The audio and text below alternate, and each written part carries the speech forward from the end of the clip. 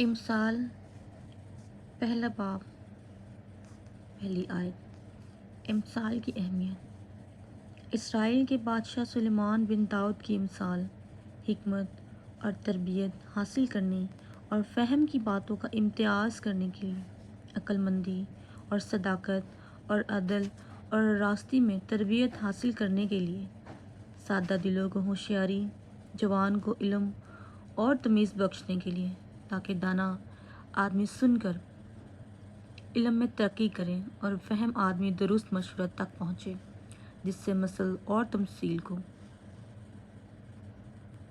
داناؤں کی باتوں اور ان کے معموں کو سمجھ سکے۔ جوانوں کو نصیحت۔ خداوند کا خوف علم کا شروع ہے، لیکن احمق حکمت اور تربیت کی حقارت کرتے ہیں۔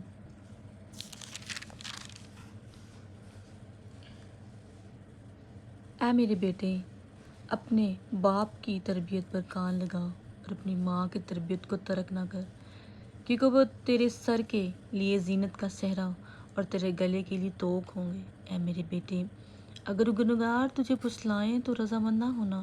اگر وہ کہیں کہ ہمارے ساتھ چل، ہم خون کرنے کے لیے طاق میں بیٹھیں اور چھپ کر بے گناہ کے لیے ناحق گھات لگائیں، ہم ان کو اس طرح جیتا سموجہ نگل جائیں جس طرح پاتال مردوں کو نگل جاتا ہے۔ ہم کو ہر قسم کا نفیس مال ملے گا، ہم اپنے گھروں کو لوٹ سے بھر لیں گے۔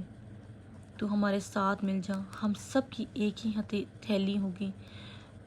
تو اے میرے بیٹے، تو ان کے ہمراہ نہ جانا، ان کی راہ سے اپنا پاؤں روکنا، کیونکہ ان کے پاؤں بدی کی طرف دوڑتے ہیں اور خون بہانے کے لیے جلدی کرتے ہیں، کیونکہ پرندہ کی آنکھوں کے سامنے جال بچھانا عبث ہے، اور یہ لوگ تو اپنا ہی خون کرنے کے لیے طاق میں بیٹھے ہیں، چھپ کر اپنی ہی جان کی گھات لگاتے ہیں۔ نفع کے لالچ کی راہیں ایسی ہی ہیں، ایسا نفع اس کی جان لے کر ہی چھوڑتا ہے۔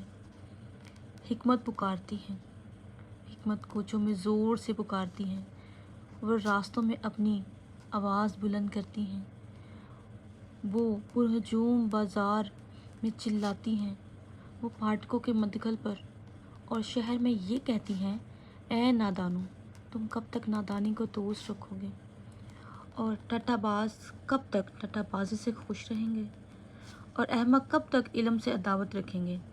تم میری ملامت کو سن کر باز آؤ، دیکھو، میں اپنی روح تم پر انڈیلوں گی، میں تم کو اپنی باتیں بتاؤں گی۔ چنانچہ میں نے بلایا اور تم نے انکار کیا، میں نے ہاتھ پھیلایا اور کسی نے خیال نہ کیا، بلکہ تم نے میری تمام مشورت کو ناچیز جانا اور میری ملامت کی بے قدری کی۔ اس لیے میں بھی تمہاری مصیبت کے دن ہنسوں گی، اور جب تم پر دہشت چھا جائے گی تو ٹھٹھا ماروں گی، یعنی جب دہشت طوفان کی طرح آ پڑے گی اور آفت بگولے کی طرح تم کو آ لے گی، جب مصیبت اور جان کنی تم پر ٹوٹ پڑے گی، تب وہ مجھے پکاریں گے، لیکن میں جواب نہ دوں گی، اور دل و جان سے مجھے ڈھونڈیں گے پر نہ پائیں گے، اس لیے کہ انہوں نے علم سے عداوت رکھی اور خداوند کے خوف کو اختیار نہ کیا۔